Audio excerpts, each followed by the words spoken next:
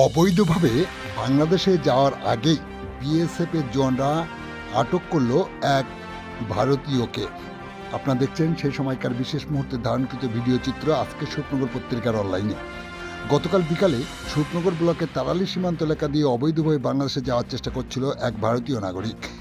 সন্দেহ হয় 143 নম্বর ব্যাটালিয়নের তারালি বিওপির কর্তব্যরত জওয়ানরা তাকে আটক করে। জিজ্ঞাসাবাদের পর তাকে স্বপ্নগর থানার পুলিশের হাতে তুলে দেয়। পুলিশ তাকে গ্রেপ্তার করে। পুলিশ সূত্রে জানা যায় তার নাম অজয় বিজয় খাড়ে, তার বাড়ি মহারাষ্ট্রে। গ্রেপ্তার হওয়া ওই যুবককে আজ 12 এপ্রিল দুপুরে বসিরহাট আদালতে পাঠায় স্বরূপনগর থানার পুলিশ পরবর্তী আইনি পদক্ষেপ গ্রহণ করার জন্য।